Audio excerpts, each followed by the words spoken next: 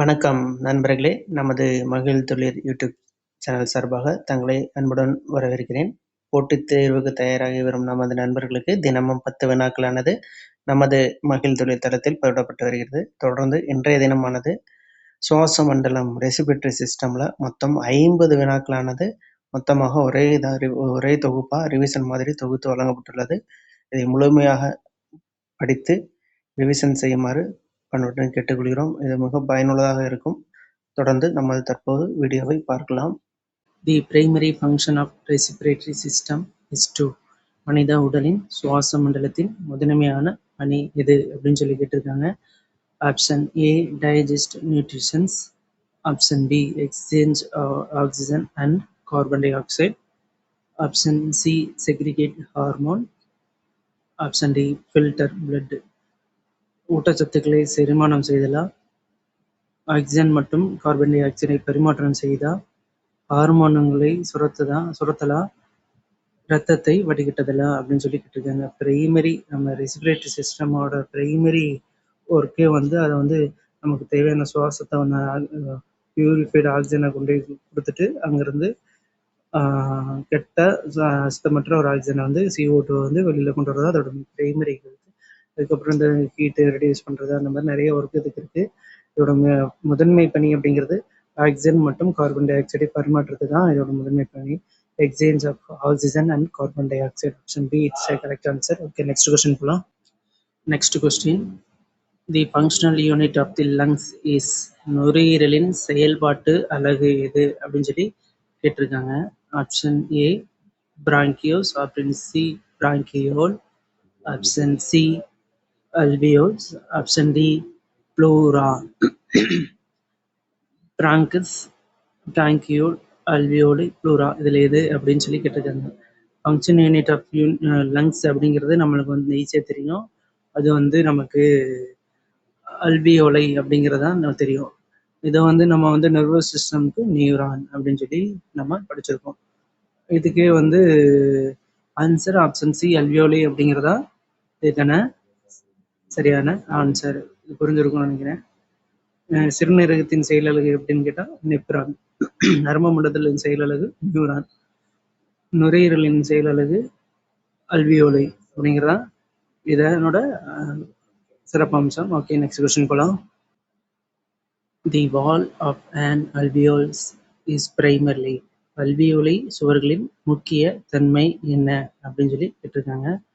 Thick wall option A thick muscular wall, option B thin single cell layer, option C double bony layer, option D cartilaginous wall. தடிமனான தசை சுவர்களால் ஆனதா, ஒற்றை அடுக்கு மெல்லிய சுவர்களால் ஆனதா, இரட்டை எலும்பு சுவர்களால் ஆனதா, குருத்தெலும்பு சுவர்களால் ஆனதான்னு சொல்லி கேட்டிருக்காங்க. அல்வியோலை நம்மளுக்கு தெரியும், சின்னதாக இருக்கும். நுரையீரலின் செயல்பாட்டு அலகு அப்படிங்கிறத நம்ம கடந்த கொஸ்டினில் நம்ம பார்த்தோம். இதோட சுவர் ஓரடுக்கு சுவர் தான், அது செல்களால் ஆனது. இங்கே இது ஆக்சிஜனை பரிமாற்றம் செய்யறதுக்கான வேலைகளை தான் இதோட மெயின் ரோல் அப்படிங்கிறதே நம்ம பார்த்துருக்கோம். ஒற்றை அடுக்குகளால் ஆனது இது. அதை செல்களால் அடுக்கி வைக்கப்பட்டிருக்கும்.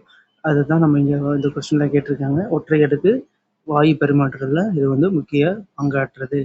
மெல்லிய சுவரால் ஆனது. இதுக்கான சரியான ஆன்சர் ஆப்ஷன் பி ஒற்றை அடுக்கு மெல்லிய சுவர், தின் சிங்கிள் லேயர். செல் லேயர் அப்படிங்கிறது அதுக்கான இந்த செல் லேயர் அப்படின்னு சொல்லி கொடுத்துருக்காங்க பாருங்க. தின் சிங்கிள் மெல்லிய செல் லேயர், செல்களால் ஆகப்பட்ட ஒரு சுவரால் ஆனது அப்படிங்கிறது அதுக்கான சரியான ஆன்சர். நெக்ஸ்ட் கொஸ்டின் போகலாம். How many lobes are present in right lung of a healthy adult? சாதாரண நிலையில் ஒரு மனிதனின் வலது நுரையீரலில் எத்தனை லோப்ஸ்கள் உள்ளன அப்படின்னு சொல்லி கேட்டிருக்காங்க. வலது பக்கம் 3 லோப்ஸ் இருக்கும், இடது பக்கம் 2 லோப்ஸ் இருக்கும். வலது பக்கம் 3 லோப்ஸ் 2 ஃபிஷர் இருக்கும். அந்த 3 லோப்ஸ் அப்படிங்கிறது என்னன்னா சுப்பீரியர் லோப்ஸ், மிடில் லோப்ஸ், இன்ஃபீரியர் லோப்ஸ் அப்படிங்கிறது லோப்ஸ். இதில் 2 ஃபிஷர் இருக்கு.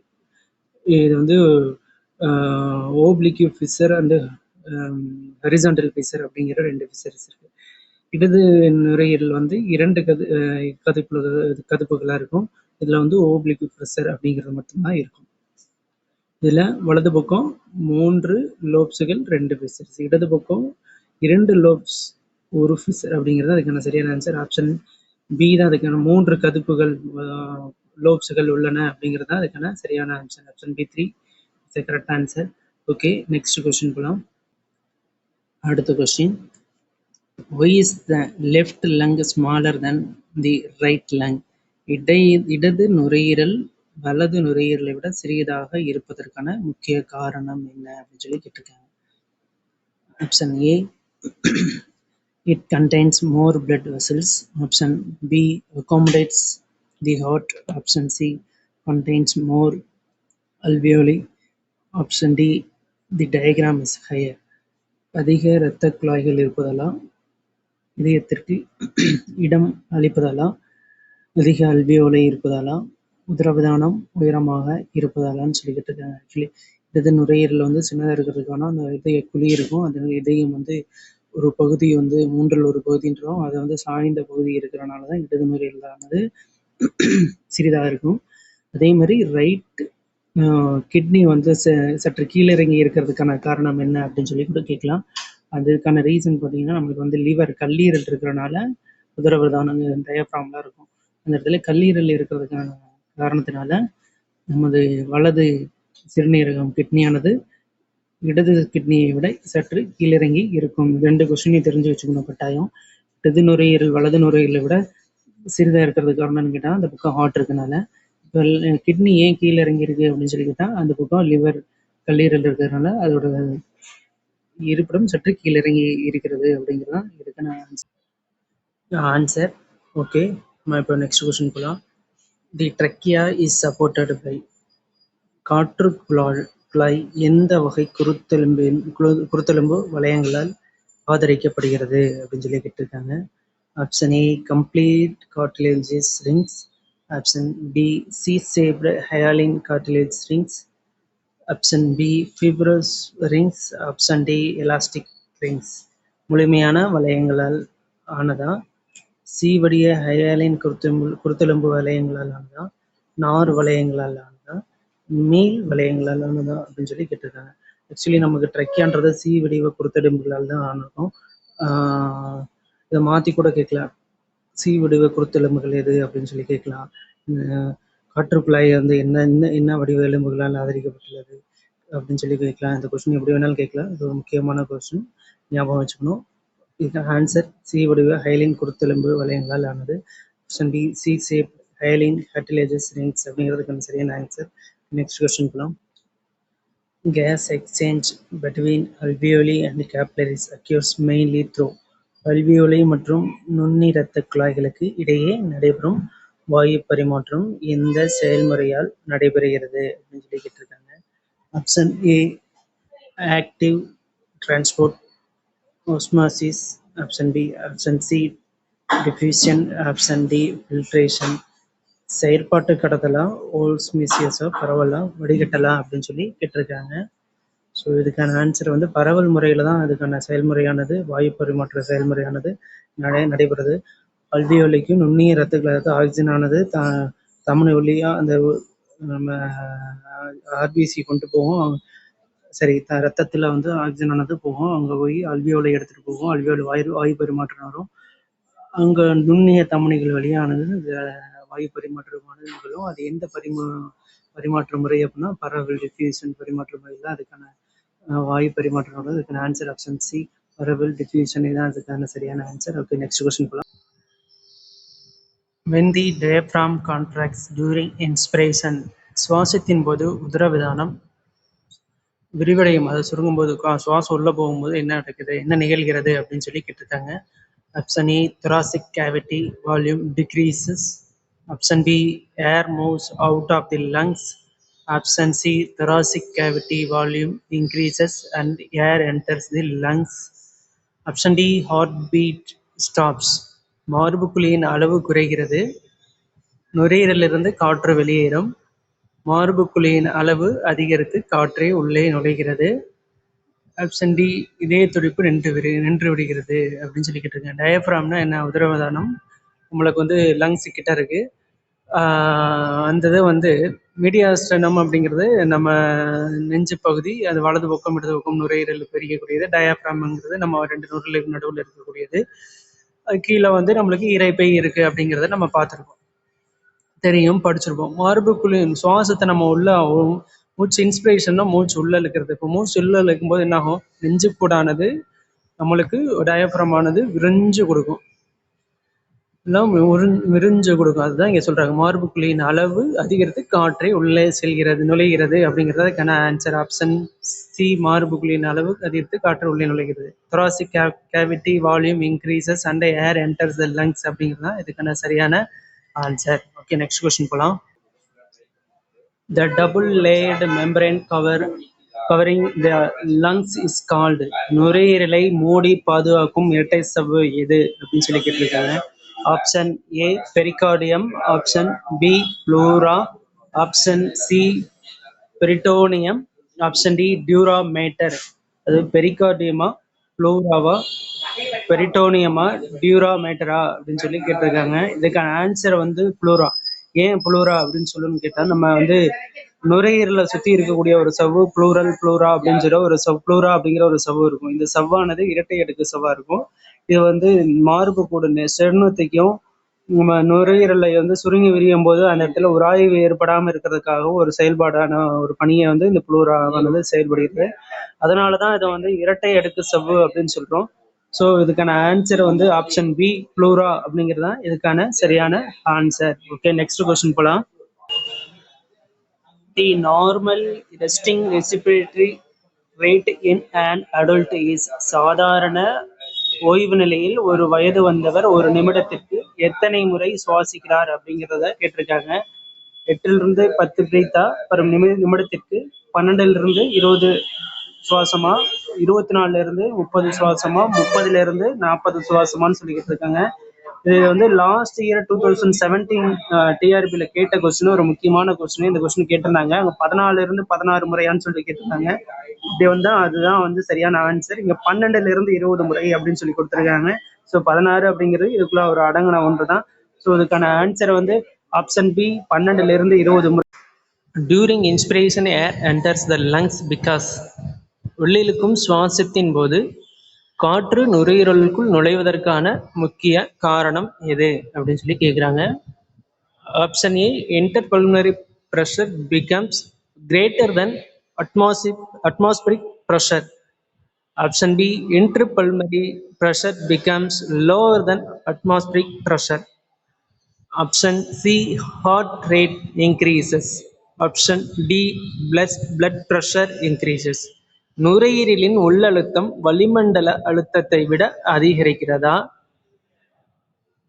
ஆப்ஷன் பி நுரையீரலின் உள்ளழுத்தம் வளிமண்டல அழுத்தத்தை விட குறைகிறது. ஆப்ஷன் சி இதய துடிப்பு அதிகரிக்கிறது. ஆப்ஷன் டி இரத்த அழுத்தம் அதிகரிக்கிறது.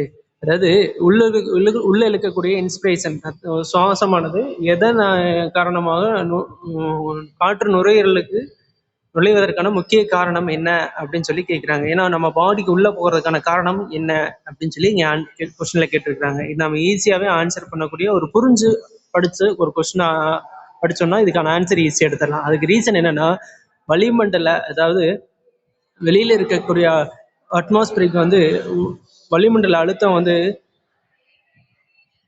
உள்ளே இருக்கும்போது குறைகிறது அப்படின்னா, அழுத்தத்தை விட குறைகிறது அப்படின்னா நம்ம காற்றானது ஈஸியாக உள்ளே போகும். அதை தான் இங்கே சொல்கிறாங்க, நுரையீரலின் உள்ளழுத்தம் வளிமண்டல வெளியில் இருக்க அழுத்தத்தை விட குறைகிறதும் போது நம்ம சுவாசமானது உள்ளே போகுது அப்படிங்கிறது தான் இதுக்கான answer. இன்டர்பிளமரி pressure becomes lower than atmospheric pressure அப்படிங்கிறது தான் இதுக்கான சரியான ஆன்சர். இது புரியும் நினைக்கிறேன். இதோட சிஸ்டம் என்ன, அதே மாதிரி இந்த ஐஆர்வி, டிஆர்வி, இஆர்வி அப்படிங்கிறத பற்றிலாம் ஃபுல்லாக வந்து நம்ம ஒரு கால்குலேஷன் மாதிரி போட்டு பின்னாடி ஒரு கொஷனில் வந்து நம்ம படிக்க போகிறோம். முதல்ல இதை வந்து ஒரு பேசிக்கான கொஷனில் வந்து ரெசிப்ரேட்டரி சிஸ்டமில் பேசிக்கான ஒரு கொஷினை முடிச்சுட்டு அதெல்லாம் வந்து அடுத்தடுத்த கொஷனுக்கு நம்ம போக போகிறோம். இதெல்லாம் நம்மளே படித்து புரிஞ்சுக்கக்கூடிய கொஸ்டின் தான் அது. ஓகே, நெக்ஸ்ட் கொஸ்டின் போகலாம். Next question, contraction of the external intercostal muscles causes. சுவாசத்தின் போது விலா இடைத்தசைகள் சுருங்குவதால் என்ன நிகழ்கிறது அப்படின்னு சொல்லி கேட்டிருக்காங்க. Option A, ribs move downward. Option B, increases in thoracic cavity volume. Option C, lungs collapse. Option D, diaphragm relaxes. விலா எலும்புகள் கீழ் நோக்கி நகரும், மார்பு குழியின் பருமன் அதிகரிக்கும், நுரையீரல் சுருங்கும், உதரவிதானம் தளரும் அப்படின்னு சொல்லி கேட்டிருக்காங்க. ஆக்சுவலி நம்ம ரிப்கேஜுக்கு ஒட்டி ஒரு சில மசில்ஸ் இருக்கும், அதுதான் விலாவிடை தசைகள் அப்படின்னு நம்ம சொல்றோம். இப்போ நம்ம மூச்சு உள்ள இழுக்கும் போது அந்த விலாவிடை தசைகள் அந்த ரிப்கேஜ் கிட்ட இருக்க மசில்ஸ் வந்து சுருங்கும். அப்படின்னா தான் நம்ம வந்து வளிமண்டலத்தில் அந்த ரிப்கேஜ் ஆனது பெருசாகும், சுவாசமானது வளிமண்டலத்திலிருந்து அதாவது வெளியிலிருந்து நம்ம ப்ரெஷரை ஹேண்டில் பண்ணி நம்ம வந்து மூச்சானது நம்மளோட நோஸ் மூக்கின் வழியாக உள்ள போகும், உள்ளே இழுக்கப்படும். அப்படிங்கிறதா சுருங்குவதால் இதான் நிகழும். சுவாசமானது நுரையீரலுக்கு உள்ளே இழுக்கப்படும், அந்த ரிப்கேஜ் ஆனது பெருசாகும், அதுக்கு இடையில இருக்கக்கூடிய மசில்ஸ் ஆனது சுருங்கும் அப்படிங்கிறது அதுக்கான ஆன்சர். அதாவது மார்புக்குழியின் பருமன் அதிகரிக்கும், பருமன்னா அளவு அதிகரிக்கும், அந்த ரிப்கேஜ் மசில்ஸ் வந்து சுருங்கும். Increase in thoracic cavity volume அப்படிங்கிறதா இதுக்கான சரியான ஆன்சரு. இன்னொரு விஷயம், ரிலாக்ஸ் எக்ஸலேஷன் ஆகும்போது என்ன ஆகும், அந்த இது வந்து மசில்ஸ் வந்து ரிலாக்ஸ் ஆகும், ரிப்கேஜோட வந்து பெருசானது வந்து அதோட அளவு வந்து கொஞ்சம் கம்மியாகும். இதான இதோட ஃபேக்ட். ஓகே, நெக்ஸ்ட் கொஸ்டின் போகலாம். The respiratory centre is primarily located in the பின் வருவனவற்றுள் சுவாச மையம் அமைந்துள்ள பகுதி எது அப்படின்னு சொல்லி கேட்டிருக்காங்க. Option A, thalamus. Option B, medulla oblongata. Option C, cerebellum. Option D, hypothalamus. Thalamus பகுதியா, மெடுலா ஆப்லங்கேட்டாவா, சிறுமூளையா, ஹைப்போ தலாமாஸா அப்படின்னு சொல்லி கேட்டிருக்காங்க. ஆக்சுவலி சுவாசத்தை கட்டுப்படுத்தக்கூடியது, நம்ம செயல்பாட்டை வந்து ஆர்கனைஸ் பண்ணக்கூடியது அப்படின்னு எது கேட்டாலுமே அதுக்கு அந்த ஆன்சர் வந்து மெடுலா ஆப்லங்கேட்டா. இந்த சுவாச கட்டுப்படுத்தும் பகுதி, அதோட செயல்பாட்டை ஒருங்கிணைக்கிறது, இதெல்லாம் எது வந்து அதோட பணிகளை செய்யும், அது அமைந்துள்ள பகுதி என்ன அப்படின்னு சொல்லி கேட்டாங்கன்னா இதுக்கான ஆன்சர் ஆப்ஷன் பி, மெடுலா ஆப்லங்கேட்டா அப்படிங்கிறதான் இதுக்கான ஆன்சர். ஓகே, நெக்ஸ்ட் கொஸ்டின் போகலாம். Oxygen diffuses from the alveoli into the blood mainly due to. அல்வியோலிகளில் ஆக்சிஜன் இரத்தத்திற்குள் பரவுவதற்கான முக்கிய காரணம் எது அப்படின்னு சொல்லி, அல்வியோலியில் ஆக்சிஜனான ரத்தம் வந்து உள்ள ஆக்சிஜன் வந்து ரத்தத்திற்குள்ள பரவக்கூடியதுக்கான முக்கிய காரணம் என்ன அப்படின்னு சொல்லி கேட்டிருக்காங்க. Option A, high blood pressure. Option B, partial pressure gradient. Option C, high haemoglobin concentration. Option D, high temperature அப்படின்னு சொல்லி. அதிக இரத்த அழுத்தம், பகுதி அழுத்த வேறுபாடு, அதிக ஹீமோகுளோபின், அதிக வெப்பநிலை. இதில் வந்து நம்ம எது வந்து இதுக்கு ஈஸியாக ஆன்சராக இருக்குன்றத ஆப்ஷனை வச்சு நம்ம கண்டுபிடிச்சிடலாம். அதிக வெப்பநிலையா இருக்காது, அதிக ஹீமோநிலையமா கண்டிப்பாக இருக்காது. பிளட் ப்ரெஷர்னால வந்து இப்போ ரத்தத்திற்குள்ள பரவுமா, கண்டிப்பாக இருக்காது, முழுமையாக இருக்காது. அதனால இதுக்கான ஆன்சர் வந்து பகுதி அழுத்த பார்சியல் ப்ரெஷர் கிரேடியன்ட் அப்படிங்கிறதா அதுக்கான சரியான ஆன்சர். இதுக்கான இன்னொரு கொஸ்டின் வந்து பின்னாடி இது சம்மந்தமாக இருக்குது, நோட் பண்ணி வச்சுக்கோங்க. அந்த கொஸ்டின் வரும்போது உங்களுக்கான முழுமையான விளக்கம் அங்க உங்களுக்கு கிடைக்கும். ஆப்ஷன் பி, பகுதி அழுத்த வேறுபாடு, பார்சியல் ப்ரெஷர் கிரேடியன்ட் அப்படிங்கிறத இதுக்கான சரியான ஆன்சர். ஓகே, நெக்ஸ்ட் கொஸ்டின் போகலாம். Vital capacity is the sum of பின் வருவனவற்றில் நுரையீரலின் முக்கிய கொள்ளளவு எதை கொண்டுள்ளது அப்படின்னு சொல்லி கேட்டிருக்காங்க. tidal volume only, option A. Option B, tidal volume plus inspiratory reserve volume. Option அடுத்து expiratory reserve volume. Option C, residual volume only. Option D, total lung capacity only. அப்படி என்னன்னு கேட்டுங்க. அதாவது டைடல் வால்யூம் மட்டுமா, tidal volume plus inspiratory reserve volume plus excretory ரிசர்வ் வால்யூமா சேர்ந்ததா, residual volume மட்டுமா, டோட்டல் லங் கெப்பாசிட்டி மட்டுமா அப்படின்னு சொல்லி கேட்டிருக்காங்க. இதுல வந்து டைடல் வால்யூம் அப்படின்னா என்ன, இப்போ அதாவது அது வந்து சாதாரணமா சுவாசிக்கும் போது உள்ள இருக்கக்கூடிய காற்றின் அளவு என்ன அப்படிங்கிறதா நம்ம டைடல் வால்யூம். அதே மாதிரி இன்ஸ்பிரேட்டரி ரிசர்வ் வால்யூம், அதான் வந்து IRVன்னு சொல்லுவாங்க. அதிகபட்சமா உள்ளிழுக்கக்கூடிய சுவாசத்தின் காற்றின் அளவு எவ்வளவு அப்படிங்கிறது. அடுத்தது எக்ஸ்பிரேட்டரி ரிசர்வ் வால்யூம் அப்படின்னா அதிகபட்சமா உள்ளிழுத்ததுக்கு அப்புறம் அதிகபட்சமா எவ்வளவு வெளியில வருது காற்று அப்படிங்கிறதா நம்ம எக்ஸ்பிரேட்டரி ரிசர்வ் வால்யூம் அப்படின்னு சொல்றோம். ரெசிடிவல் வால்யூம்னா என்ன? டைடல் வால்யூமுக்கும் ரெசிடிவ் வால்யூமுக்கும் என்ன வித்தியாசம் அப்படின்னு கேட்டிங்கன்னா, டைடல் வால்யூம் அப்படிங்கிறது சாதாரண நிலையில நம்ம சுவாசிக்கக்கூடிய சுவாசத்தின் அளவு.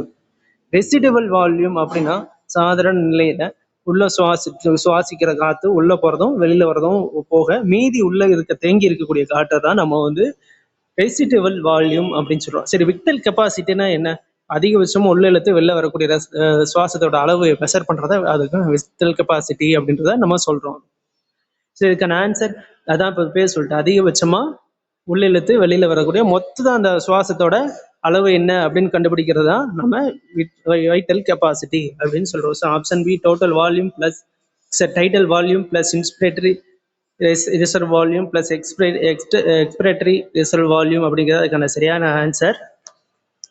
புரிஞ்சிருக்குன்னு நினைக்கிறேன். இதுக்கான சம் என்ன, எவ்வளோ கால்குலேஷன் அப்படிங்கிறத நான் முன்னாடியே சொன்ன மாதிரி இன்னொரு கொஸ்டின் இருக்குது. அதில் இன்னும் தெளிவாக வந்து மொத்தமாக சொல்லக்கூடாதுன்றதால தான் இப்படி சொல்கிறேன். மொத்தமாக சொன்னால் கண்டிப்பாக கன்ஃபியூஸ் ஆகிக்கும். அதை பிரித்து ஸ்டெப் பை ஸ்டெப்பாக போவோம். அடுத்த கொஸ்டின் நல்லா இருக்கணும். அப்போ எல்லாமே உங்களுக்கு கிளியராக புரிஞ்சிடும். ஓகே, நெக்ஸ்ட் கொஸ்டின் போகலாம். The volume of air inhaled or exhaled during a normal breath is called. சாதாரண ஓய்வு நிலையில் ஒரு சுவாசத்தில் உள்ளே வெளியே செல்லும் காற்றின் அளவு என்ன அப்படின்னு சொல்லி கேட்டிருக்காங்க. Option A 250 ml, option B 500 ml, option C 1000 ml, option D 1500 ml. 250 மில்லி லிட்டரா, 500 மில்லி லிட்டரா, 1000 மில்லி லிட்டரா, 1500 மில்லி லிட்டரா அப்படின்னு சொல்லி கேட்டிருக்காங்க. சாதாரண ஓய்வு நிலையில் ஒரு சுவாசத்தில் உள்ளே மற்றும் வெளியே செல்லும் காற்றின் அளவு எவ்வளோன்னு கேட்டால் அதுக்கான ஆன்சர் 500 ml அப்படிங்கிறது தான் இதுக்கான சரியான ஆன்சர். ஆப்ஷன் பி 500 ml அப்படிங்கிறது அதுக்கான சரியான ஆன்சர். இதில் வந்து அதிகபட்சமாக சுவாசிக்கக்கூடிய காற்றில் எவ்வளோ, அதிகபட்சமாக வெளியில் கூடிய காற்றில் எவ்வளோ, ரெசிடிவல் வால்யூ எவ்வளோ, டைடல் வால்யூ எவ்வளோ அப்படின்றதுலாம் தனித்தனியாக இருக்குது. அதை நம்ம தொடர்ந்து நம்ம பார்க்கலாம். ஓகே, நெக்ஸ்ட் கொஸ்டின் போகலாம். The volume of air remaining in the lungs after maximum expiration is called. நுரையீரலில் எப்போதும் எஞ்சியிருக்கும் காற்றின் அளவு எவ்வாறு அழைக்கப்படுகிறது அப்படின்னு சொல்லிட்டு நம்ம முன்னாடியே பார்த்துருக்கோம். முன்னாடி 2 கொஸ்டினுக்கு முன்னாடியே இந்த பார்த்த கொஸ்டின்ல கரெக்டாக புரிஞ்சிருந்தீங்கன்னா இதுக்கு ஈஸியாக ஆன்சர் பண்ண முடியும். Option A inspiratory reserve volume, option B expiratory reserve volume, option C residual volume, option D tidal volume. இன்ஸ்பிரேட் ஐஆர்வி, இஆர்வி, ஆர்வி, டிவி, இதை ஷார்ட் ஃபார்ம் எதையும் ஞாபகம் வச்சுக்கணும். ஐஆர்வினா இன்ஸ்பிரேட்டரி ரிசர்வ் வால்யூம், இஆர்வினா எக்ஸ்பிரேட்டரி ரிசர்வ் வால்யூம், ஆர்வினா ரெசிடுவல் வால்யூம், டிவினா tidal volume. அதாவது நுரையீரலில் வந்து சுவாசத்தை உள்ளேயும் வெளியும் இழுக்கும் போது அந்த இடைப்பட்ட கேப்ல எப்பவுமே உள்ள நுரையீரலில் இருக்கக்கூடிய காற்றை என்னன்னு சொல்றோம் அப்படின்னு கேட்டால் ரெசிடுவல் வால்யூம். தேங்கி இருக்கும் காற்றோட அளவு, எஞ்சி இருக்கும், தேங்கி இருக்கும், மீதம் இருக்கும் அப்படின்னு சொல்லி கேட்கலாம். அதோட அளவு எவ்வளோ அப்படின்னு சொல்லி கேட்டாங்கன்னா என்ன அப்படின்னு சொல்லி கேட்டாங்கன்னா அதான் ரெசிடுவல் வால்யூம். இதுக்கு முன்னாடி கொஸ்டின் எவ்வளோ இருக்குன்னு சொல்லி பார்த்துருப்போம். அதோட வால்யூம் என்னன்னு சொல்லுவோன்னு கேட்டால் ரெசிடுவல் வால்யூம் அப்படிங்கிறதா இதுக்கான சரியான ஆன்சர். ஓகே, நெக்ஸ்ட் கொஸ்டின் போகலாம். An increase in carbon dioxide concentration in blood gases. இரத்தத்தில் கார்பன் டை ஆக்சைடு சுவாச மையத்தை தூண்டும் முக்கிய விளைவு என்ன? இரத்தத்தில் CO2 சுவாச மையத்தை என்ன தூண்டும் முக்கிய விளைவு என்ன அப்படின்னு சொல்லி கேட்டிருக்காங்க. Option A decrease in respiratory rate, option B increase in respiratory rate, option C cardiac arrest, option D decrease in blood pressure. சுவாச வீதம் குறையுமா, சுவாச வீதம் அதிகரிக்குமா, இதய துடிப்பு நிற்குமா, இரத்த அழுத்தம் குறையுமா அப்படின்னு சொல்லி கேட்டிருக்காங்க. ஆக்சுவலி CO2 வந்து நம்ம பிளட்ல வந்து ரத்தத்தில் கலந்துச்சுன்னா நம்மளுக்கு வந்து கண்டிப்பாக அதுக்கான ஆக்சிஜன் போகணும் அப்படிங்கிற அவசியம் இருக்கிறனால சுவாச வீதம் தான் நம்மளுக்கு கண்டிப்பாக அதிகரிக்கும். இதை கொஞ்சம் யோசிச்சு போட, நம்மளா போய் படிக்கவே தேவையில்லை, இதெல்லாம் யோசிச்சு போடக்கூடிய கொஸ்டின் தான். ஓகே, நெக்ஸ்ட் கொஸ்டின் போகலாம். The primary site of gaseous exchange in the lungs is சாதாரண நிலையில் நுரையீரலில் வாயு பரிமாற்றம் நடைபெறும் முக்கிய அமைப்பு எது அப்படின்னு சொல்லி கேட்டிருக்காங்க. Option A bronchus, option B larynx, option C alveoli, option D nasal cavity. பிராங்கஸா, குரல் வலையா, அல்வியோலையா, மூச்சுக்குழியா அப்படின்னு சொல்லி கேட்டிருக்காங்க. இதில் ஒரு சீக்வன்ஸ் இருக்குது. அது என்னன்னு கேட்டால் நோஸு, பேனஸ், லேனக்ஸ், ட்ரக்கியா, பிராங்கியோ, பிராங்கியோலஸ், அல்வியோலை அப்படிங்கிற ஒரு சீக்வன்ஸ் இருக்குது. இதோட கடைசி பகுதியில் அதாவது நுரையீரலின் செயல்பாட்டு அழகு ஃபங்க்ஷன் யூனிட் ஆஃப் லங்ஸ் அப்படின்னு கேட்டால் நம்ம வந்து அல்வியோலைன்னு சொல்கிறோம். ஏன்? அங்கே தான் வந்து சுவாசமானது எக்ஸ்சேஞ்ச் நடக்குது. அங்கேருந்து ரத்தத்துக்கு வந்து அந்த அல்வியோலை மூலயமா நம்ம ரத்தத்தில் வாயு பரிமாற்றமானது நிகழுது அப்படிங்கிறத நம்ம பார்த்துருக்கோம். ஸோ இதுக்கான ஆன்சர் அல்வியோலை அப்படிங்கிறது அதுக்கான சரியான ஆன்சர். அந்த சீக்வன்ஸ் ஞாபகம் வச்சுக்கணும். பேனஸ், லேனஸ், ட்ரக்கியா, பிராங்கியோலஸ், அல்வியோலை அப்படிங்கிறதா நம்மளோட ஃபங்க்ஷன் யூனிட் ஆஃப் லங்ஸு. இந்த சீக்வன்ஸும் ஞாபகம் வச்சுன்னா கண்டிப்பாக கேட்க வாய்ப்பு இருக்குது. ஸோ நெக்ஸ்ட் கொஸ்டின் போகலாம். ஆப்ஷன் சி அல்வியோலை அப்படிங்கிறது அதுக்கான சரியான ஆன்சர். ஓகே, நெக்ஸ்ட் கொஸ்டின் போகலாம். During exercise, respiratory rate increases mainly because உடற்பயிற்சியின் போது சுவாச வீதம் அதிகரிப்பதற்கான முக்கிய காரணம் எது, என்ன, ஏன் அப்படின்னு சொல்லி கேட்டிருக்காங்க. Option A oxygen demand decreases, option B carbon di oxide production and oxygen demand increases, option C body temperature decreases, option D heart rate decreases. Oxygen தேவை குறைவதாலா, CO2 உற்பத்தி மற்றும் ஆக்சிஜன் தேவை அதிகரிப்பதனாலா, உடல் வெப்பநிலை குறைவதன் காரணமாகவா, இதய துடிப்பு குறைவதனால? உடற்பயிற்சி செய்யும்போது நம்மளுக்கு வந்து அங்கே உள்ளே போகக்கூடிய பிளட் சர்க்குலேஷன் எல்லாமே நம்ம வேகமாக இருக்கும். மூச்சு அதிகமாக உள்ளே இழுத்துடுவோம், நம்மளுக்கு தெரியும். அது ஏன் அப்படின்னா உள்ளே இருக்கக்கூடிய செல்களோட ஆக்டிவிட்டியும் வேகமாக இருக்கும். அதனால CO2 ஆனது அதிகமாக இருக்கும். அது ஆக்சிஜனான தேவை வந்து அதிகமாக இருக்கக்கூடிய காரணம் தான் அதுக்கான ரீசன். ஆப்ஷன் பி CO2 உற்பத்தி மற்றும் ஆக்சிஜன் தேவை அதிகரிப்பது தான் இதுக்கான முக்கிய காரணம். Carbon di oxide production and oxygen demand increases தேவையின் காரணமாக தான் அந்த சுவாசமானது அதிகரிக்கிறதுக்கான ஒரு முக்கிய காரணம். Inspiratory reserve volume refers to IRV. ஐஆர்வின்னு என்னன்னு முன்னாடியே சொல்லியிருக்கோம். இன்ஸ்பிரேட்டரி ரிசர்வ் வால்யூம் தான் வந்து ஐஆர்வின்னு நம்ம சொல்லுவோம். ரெஃபர்ஸ் டு, அதாவது இன்ஸ்பிரேட்டரி ரிசர்வ் வால்யூம் என்பதை எதை குறிக்கிறது அப்படின்னு சொல்லி கேட்டிருக்காங்க. Option A additional air that can B inhaled after a normal inspiration, option B air inspired during a normal breath, option C additional air exhaled after a normal expiration, option D air remaining in the lungs after maximal expiration.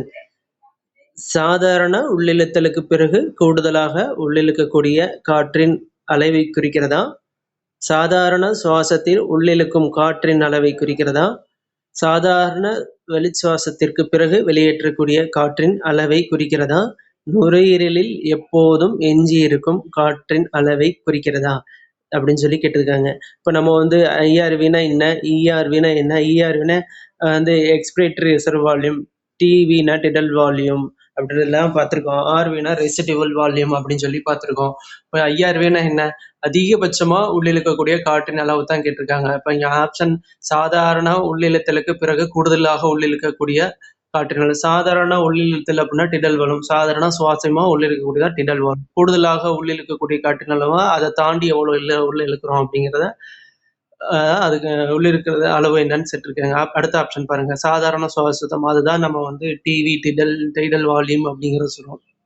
சாதாரண வெளிச்சுவாசத்திற்கு பிறகு வெளியேற்றக்கூடிய காற்றின் அளவு அப்படின்னா சாதாரணமாக வெளியில் விடக்கூடிய காற்றோட விட எவ்வளோ வெளியில் அதிகமாக விடுறோம் அப்படின்றதான் அதான் வெளியேற்றக்கூடிய அதிகபட்ச காற்றின் அளவு என்னன்னு சொல்லி அளவுன்னு சொல்லியிருக்காங்க.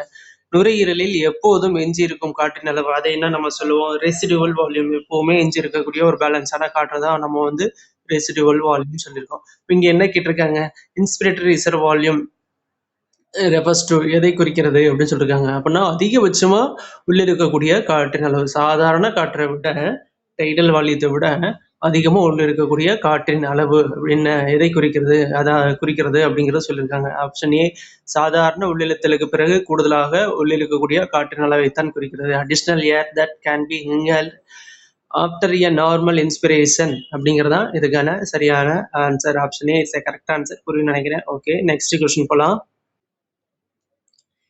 Inspiratory capacity is equal to IC equal to inspiratory capacity IC என்பது எதற்கு சமம் அப்படின்னு சொல்லி கேட்டிருக்காங்க. Option A tidal volume plus inspiratory reserve volume. Option B tidal volume plus expiratory reserve volume. Option C expiratory reserve volume plus residual volume. Option D vital capacity plus residual volume. TV plus IRV நம்ம முன்னாடி சொல்கிறோம், அதோட short form என்ன அப்படின்னு கண்டிப்பாக அதை தெரிஞ்சு வச்சுக்கணும். இது நம்ம எக்ஸ்பிளைனாக ப்ரீஃபாக கொடுக்க மாட்டாங்க, ஷார்ட்டாகவும் கொடுக்கறதுக்கு வாய்ப்பு இருக்கும். ஸோ இதோட ஷார்ட் ஃபார்ம் என்னன்றதையும் நம்ம கண்டிப்பாக ஞாபகத்தில் வச்சுக்கணும். டிவி பிளஸ் டிவினா டிடல் வால்யூம் நம்ம முன்னாடியே சொல்லிருக்கோம். ஐஆர்வினா இன்ஸ்பிரேட்டரி ரிசர்வ் வால்யூம், இஆர்வினா எக்ஸ்பிரேட்டரி ரிசர்வ் வால்யூம், ஆர்வி அப்படின்னா அது வந்து residual volume.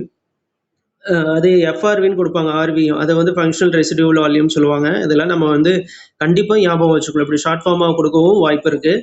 So option A TV plus IRV, option B TV plus இஆர்விக்கு சமமா, option C ERV plus residual வால்யூக்கு ஆர்விக்கு சமமா, இங்கே வந்து எஃப்ஆர்வின்னு கொடுக்கலாம். ஆப்ஷன் டி பிசி ப்ளஸ் ஆர்விக்கு சமமா அப்படின்னு சொல்லி கேட்டிருக்கேன். இப்போ லாஸ்ட் கொஸ்டினில் ஒரு இதை பார்த்தோம் நம்ம. இது என்னன்னா, நம்ம வந்து சுவாசத்தை தாண்டி அதிகமாக கொடுக்கறதா வந்து நம்ம ஐஆர்வி இன்ஸ்பிரேட்டரி அதிகபட்சமாக உள்ளிழுக்கக்கூடிய காற்றின் அளவு என்னன்னு கேட்டால் இன்ஸ்பிரேட்டரி ரெசிடியூவல் வால்யூம் அப்படிங்கிறத நம்ம பார்த்தோம். அதுக்கான இதோட சேர்ந்தது நம்ம சாதாரண நிலையை தாண்டி அதிகபட்சமாக உள்ளிழுக்கக்கூடிய ஆற்றலை தான் காற்றை தான் நம்ம வந்து சுவாசத்தை தான் காற்றின் அளவை தான் இன்ஸ்பிரேட்டரி கெப்பாசிட்டின்னு சொல்கிறோம். அதுதான் வந்து ஐஆர்வி அப்படிங்கிறது. அந்த ஐஆர்விக்கான விளக்கம் ஐசின்னு என்னன்னு கேட்டால் டிவி டிடல் வால்யூம் பிளஸ் ஐஆர்வின்னு சொல்லலாம். இது 500, அது 3000 இருக்கலாம். அப்போ 3500 அதிகபட்சமாக உள்ளிழுக்கக்கூடிய காற்றின் அளவு கெப்பாசிட்டி அப்படிங்கிறது தான் இதுக்கான ஆன்சர். இது அப்படியே உள்டாவாக கேட்கலாம். எக்ஸ்பிரேட்டரி கெப்பாசிட்டி என்னன்னு கேட்டால் அது டிவினா சாதாரணமாக வெளியில் விடக்கூடிய காற்றின் அளவு 500 ml அப்படிங்கிறதையும், அதிகபட்சமாக வெளியில் கூட எவ்வளோ உள்ள இருக்கிறோமோ அதே அளவு வெளியில் போகும். அதுதான் வந்து எக்ஸ்பிரேட்டரி கெப்பாசிட்டி அப்படிங்கிறது. இது எப்படி கேட்டாலும் நம்ம ஆன்சர் பண்ண தெரிஞ்சுக்கணும். இது புரிஞ்சிருக்குன்னு நினைக்கிறேன். ஸோ இதுக்கான ஆன்சர் டிவி பிளஸ் ஐஆர்வி அப்படிங்கிறதா இதுக்கான சரியான ஆன்சர். ஓகே, நெக்ஸ்ட் கொஸ்டின் போகலாம். Functional residual capacity FRC consist of. Functional residual capacity FRC என்பதை எதனை கொண்டுள்ளது அப்படின்னு சொல்லி கேட்டிருக்காங்க.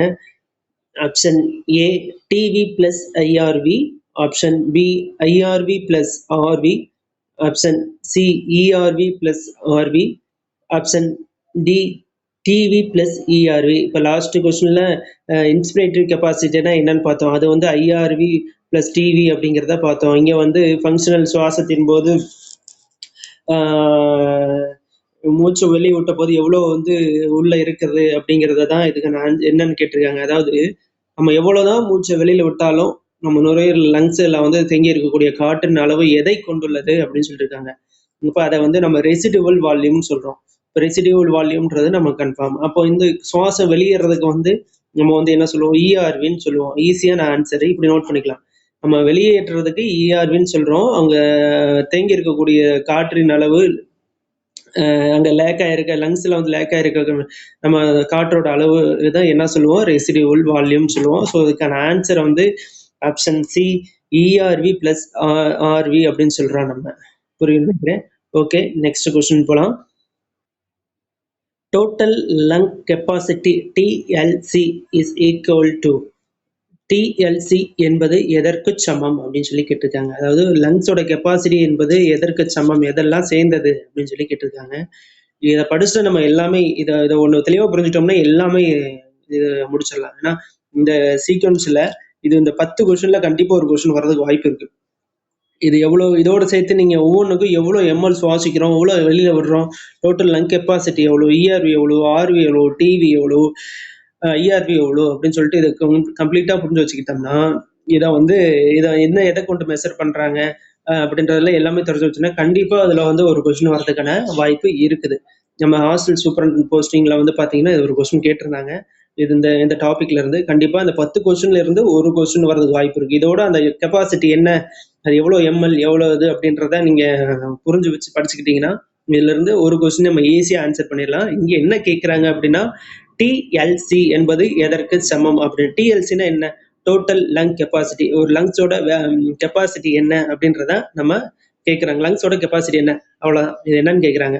இப்போ டிவினா என்ன? சாதாரணமாக உள்ளேயும் வெளியும் சுவாசிக்கூட காற்றின் அளவு தான் டிவிங்கிறோம். ஐஆர்வின்னு என்ன?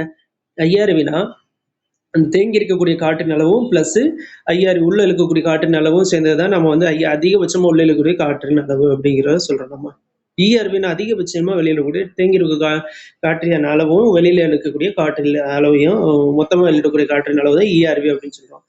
சரி, இங்கே ரெசிடுவல் வால்யூம்னு என்ன? உங்கள் எஞ்சி இருக்கக்கூடிய லங்ஸில் எவ்வளோதான் நீங்கள் மூச்சு வெளில விட்டாலும் அதில் எஞ்சி இருக்கக்கூடிய காற்றின் அளவு என்ன அப்படின்னு சொல்லி அங்கே கேட்குறாங்க. அதுதான் நம்ம ரெசிடுவல் வால்யூம் அப்படிங்கிறத சொல்கிறோம். இங்கே டிஎல்சின்னா என்ன? Total lung capacity. இஆர்வி விட்டுருங்க, டோட்டல் லங் கெப்பாசிட்டினா அது ரெண்டுமே வராது.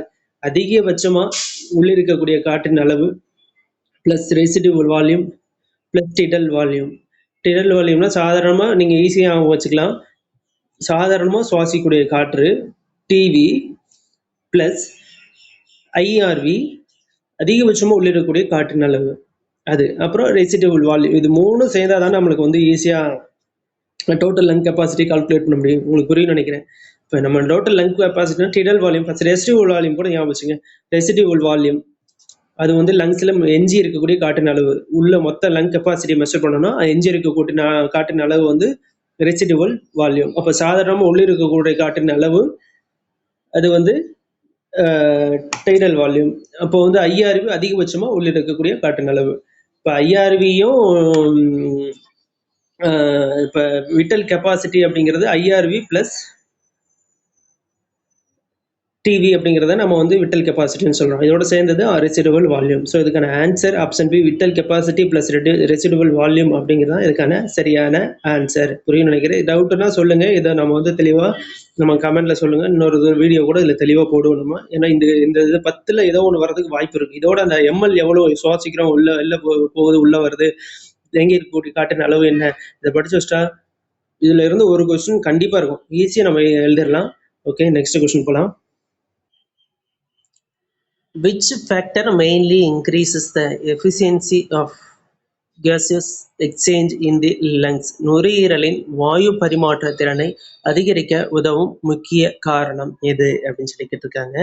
Option A large alveolar surface area, option B thick alveolar wall, option C reduced blood flow, option D low lung capacity. அல்வியோலைகளின் மிகப்பெரிய பரப்பளவா, தடிமனான அல்வியோலை சுவரா, குறைந்த இரத்த ஓட்டமா, குறைந்த நுரையீரல் கொள்ளளவா? நுரையீரலின் வாயு பரிமாற்ற திறனை அதிகரிக்க உதவும் முக்கிய காரணம். அல்வியோலைகளில் நம்ம வந்து மிகச்சிறிய சுவர் தான் இருக்குன்னு பார்த்துருக்கோம். ஸோ தடிமனான சுவர் கிடையாது, மெலிதான சுவர்கள் தான் 2 சுவர்கள் இருக்கும்னு சொல்லி நம்ம பார்த்துருக்கோம். குறைந்த இரத்த ஓட்டமா? அதுக்கான ஆன்சர் கிடையாது. குறைந்த நுரையீரல் கொள்ளளவா அப்படிங்கிறது தான் அதுக்கான தவறான ஆன்சர். அல்வியோலைகளின் மிகப்பெரிய பரப்பளவு தான் வந்து வாயு பரிமாற்றத்தை வந்து அதிகரிக்கிறதுக்கான முக்கிய காரணம்ங்கிறது நம்ம ஈஸியாக கணிக்கக்கூடிய ஒரு கொஸ்டின் ஆன்சர். ஸோ இதுக்கான ஆன்சர் ஆப்ஷன் ஏ அப்படிங்கிறது தான் இதுக்கான சரியான ஆன்சர். ஓகே, நெக்ஸ்ட் கொஸ்டின் போகலாம். Most carbon di oxide in blood is transported as. இரத்தத்தில் கார்பன் டை ஆக்சைடு பெரும்பாலும் எந்த வடிவில் கடத்தப்படுகிறது அப்படின்னு சொல்லி கேட்டிருக்காங்க. Option A dissolved in plasma, option B carbamino haemoglobin, option C bicarbonate ions, option D combined with oxygen.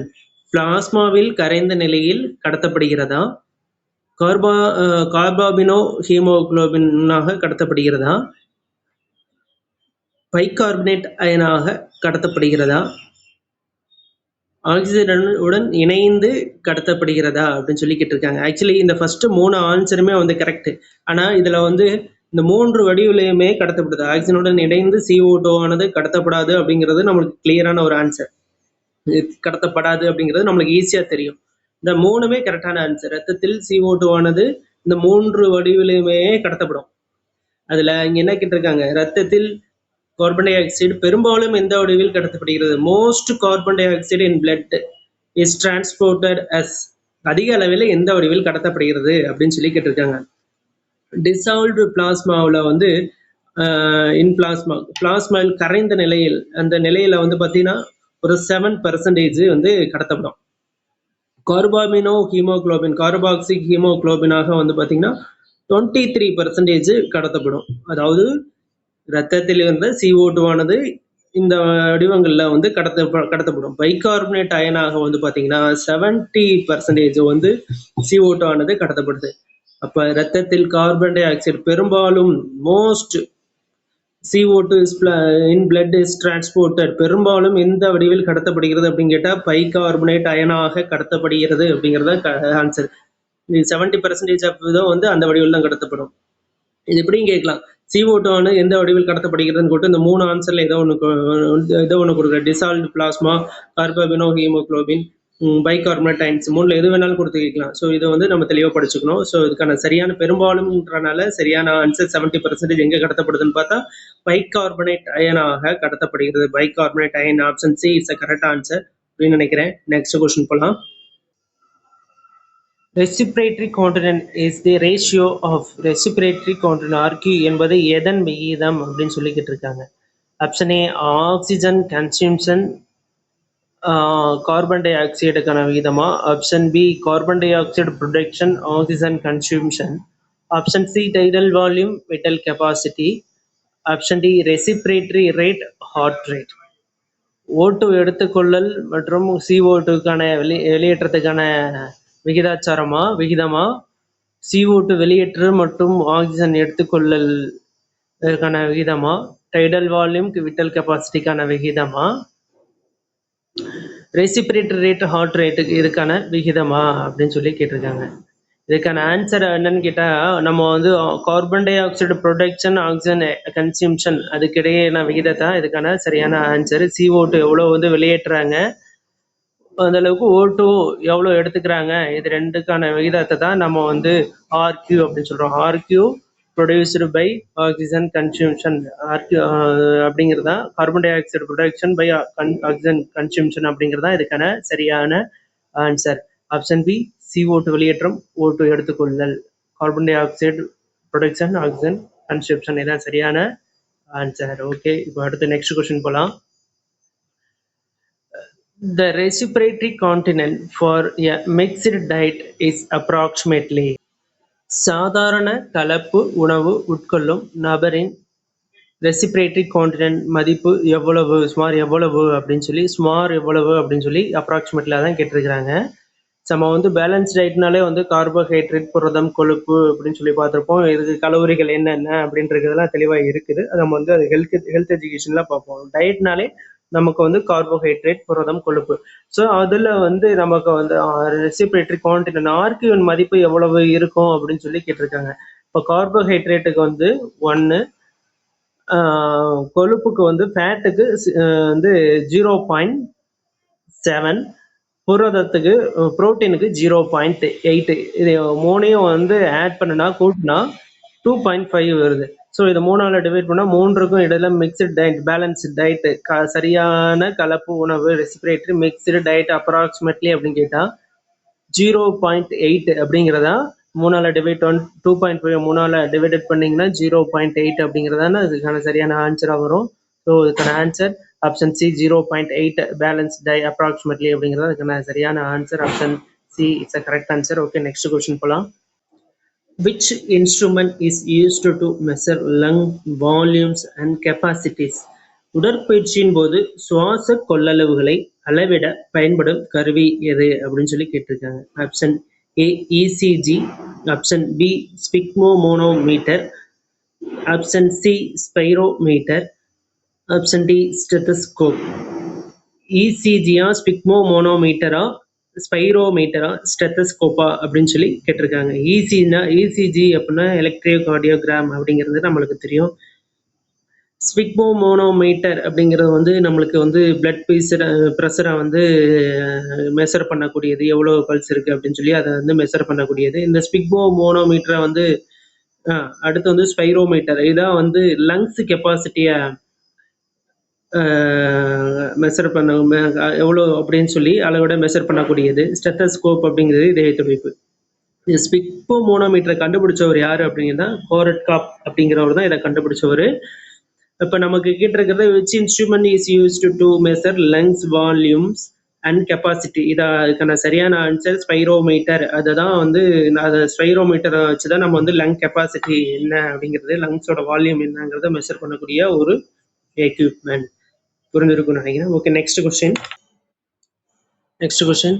During the initial stage of exercise, which respiratory parameter increases first?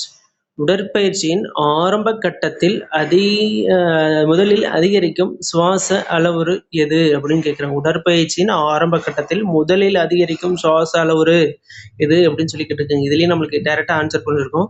Option A residual volume, option B tidal volume, option C functional residual capacity. இது ஆர்வின்னு உங்களுக்கு முன்னாடி ஷார்ட்டாக சொல்லியிருக்கேன். Option D residual capacity. Residual வால்யூமா, tidal வால்யூமா, functional residual கெப்பாசிட்டியா அப்படின்னு சொல்லி கேட்டிருக்காங்க. இதுக்கான ஆன்சரை வந்து ஆப்ஷன் பி டைடல் வால்யூம் அப்படிங்கிறதா. உடற்பயிற்சியின் ஆரம்ப கட்டத்தில் அதுக்குரிய சுவாச அளவுரு எதுன்னு கேட்டால் டைடல் வால்யூம் அப்படிங்கிறதா இதுக்கான சரியான ஆன்சர். அதான் வந்து சாதாரணமாக உள்ளே இருக்கக்கூடிய காற்றின் உள்ளே வெளியே செல்லக்கூடிய காற்றின் அளவு தான் நம்ம டைடல் வால்யூம் அப்படிங்கிறத சொல்கிறோம். Option B is correct answer. Most oxygen in blood is transported as. ஆக்சிஜனின் பெரும்பகுதி இரத்தத்தில் எந்த வடிவில் கடத்தப்படுகிறது அப்படின்னு சொல்லி கேட்டிருக்காங்க. ஆப்ஷன் ஏ dissolved in plasma, option B oxyhemoglobin, option C bicarbonate ions, option D carbaminohaemoglobin. பிளாஸ்மாவில் கரைந்த நிலையிலா ஆக்சிஹீமோகுளோபினாக கடத்தப்படுகிறதா, பைகார்பனேட் அயனாகவா, கார்பாமினோ ஹீமோகுளோபினாகவா அப்படின்னு சொல்லி கேட்டிருக்காங்க. இப்போ நம்ம கடந்த வீடியோவில் கடந்த ஒரு இதில் ஒரு கொஸ்டினை நம்ம பார்த்தோம். அங்கே என்ன கேட்டிருந்தாங்க, CO2 ஆனது பெரும்பகுதி எந்த நிலையில கடத்தப்படுது அப்படின்னு சொல்லி கேட்டிருந்தாங்க. அதுக்கு என்ன, CO2னா நம்ம சுவாச வெளியிடக்கூடிய கார்பன் டை ஆக்சைடு ஆனது நம்ம உடல்ல இருந்து திரும்ப வரும்போது பெறப்படும் போது எந்த நிலையில பெரும்பகுதி கடத்தப்படுகிறது அப்படின்னு சொல்லி கேட்டிருந்தாங்க. அங்கே பிளாஸ்மாவில் கரைந்த நிலையிலாம் கார்பாக்சி ஹீமோகுளோபினா, பைகார்பனேட் அயனா, ஆக்சிஜன் இணைந்தா அப்படின்னு சொல்லி ஒரு இதை நம்ம கொஸ்டின்ல படிச்சிருந்தோம். இப்போ நம்ம பெரும்பகுதி வந்து CO2 ஆனது கடத்தப்படுகிறது. பிளாஸ்மாவில் வந்து 7%, கார்பாக்சி ஹீமோகுளோபின்ல வந்து 23%, பைகார்பனேட் அயனாக 70% அப்படிங்கிறது அங்கே தான் அந்த அளவில் தான் நம்ம வந்து கடத்தப்படுகிறதுன்னு தான் பார்த்தோம். இங்கே என்ன கேட்டிருக்கிறாங்க அப்படின்னா, ஆக்சிஜனின் பெரும்பகுதி ரத்தத்தில் இந்த அங்கே CO2, இங்கே ஆக்சிஜன். இப்போ இந்த ரெண்டு கொஸ்டின் நம்ம வந்து கன்ஃபியூஸ் பண்ணிக்க கூடாது. அங்கே CO2ன்னு கேட்டாங்கன்னா பெரும்பகுதின்னு கேட்டால் பைகார்பனேட் அயனாக கடத்தப்படுகிறதுன்னு ஆன்சர். இங்கே வந்து ஆக்சிஜனின் பெரும்பகுதி ரத்தத்தில் எந்த வடிவில் அப்படிங்கன்னா, நம்ம வந்து லங்ஸில் வந்து அந்த அல்வியோலைகள் தான் வந்து சுவாச பரிமாற்ற நிகழும். அவங்க வந்து ஹீமோகுளோபின் வந்து அங்கே தான் வந்து நம்ம ஆர்பிசி வந்து அட்டை வடிவமான தட்டையானது இருக்குன்னு சொல்லிட்டு அது முன்னாடி நம்ம பிளட்டை படிக்கும்போது படிச்சிருக்கோம். அங்கே வந்து குவிந்து காணப்படுறது வந்து நல்ல சுவாசத்தை வந்து ஆக்சிஜனை வந்து O2 வந்து அது உள்வாங்கி போகிறனால தான் அது வந்து குவிந்து காணப்படும் அப்படிங்கிறத நம்ம படிச்சிருக்கோம். ஸோ அங்கே என்ன வடிவத்தில் கடத்தப்படுதுன்னா ஹீமோகுளோபின் தான் வந்து நம்ம எடுத்துகிட்டு போகுது. அதனால தான் அந்த மாதிரி ஆக்சி ஹீமோகுளோபின் அப்படிங்கிறத நம்ம சொல்கிறோம். ஆக்சிஜனின் பெரும்பகுதி ரத்தத்தில் எந்த வடிவில் கடத்தப்படுகிறது அப்படின்னா ஹீமோகுளோபின் வழியில் ஆக்சிஜன்ஸ் போகிறனால ஆக்சி ஹீமோகுளோபினாக கடத்தப்படுகிறது அப்படிங்கிறதான் இதுக்கான சரியான ஆன்சர். இதுதான் correct. Option B oxy haemoglobin is the correct answer. Okay, next question போகலாம். A right shift of the oxygen hemoglobin dissociation curve occurs due to. Oxygen haemoglobin பெரிதல் வளைவு வலது பக்கம் நகர்வதற்கான முக்கிய காரணம் எது அப்படின்னு சொல்லி கேட்டிருக்காங்க. Option A increased pH, option B increased temperature, option C decreased CO2, option D decreased 2,3-BPG. pH அதிகரிப்பதனாலயா, வெப்பநிலை அதிகரிப்பின் காரணமாகவா, CO2 அதிகரிப்பதன் காரணமாகவா, 2,3-BPHG குறைதல் காரணமாகவா அப்படின்னு சொல்லி கேட்டிருக்காங்க. ஆக்சுவலி ஆக்சிஜன் ஹீமோகுளோபின் பிரிதல் வளைவு வந்து நிகழ்றதுக்கு வந்து 2-3 காரணங்கள் இருக்குது. அது திசுக்களுக்கு தேவையான ஆக்சிஜன் வேணும் அப்படிங்கிறப்போ ஆக்சிஜனுக்கும் ஹீமோகுளோபினுக்கும் இடையே உள்ள ஒரு ஈர்ப்பு எஃபினிட்டி வந்து குறையிறனால அதோட பிரிதல் நிகழ்வு விளைவு ஏற்படும். இரண்டாவது, வெப்பநிலை அதிகரிக்கிறதன் காரணமாக ஆக்சிஜன் ஹீமோகுளோபின் இடையேயான பிரிதல் விளைவு வரும். இன்னொன்று 2,3-BPG அதோட அதிகரிப்பின் காரணமாகவும் நம்மளுக்கு வந்து ஹீமோகுளோபின் ஆக்சிஜனுக்கு இடையேயான பிரிதல் விளைவு ஏற்படும். இங்க வலது பக்கம் நகர்வதற்கான முக்கிய காரணம் என்ன அப்படின்னு சொல்லி கேட்டிருக்காங்க.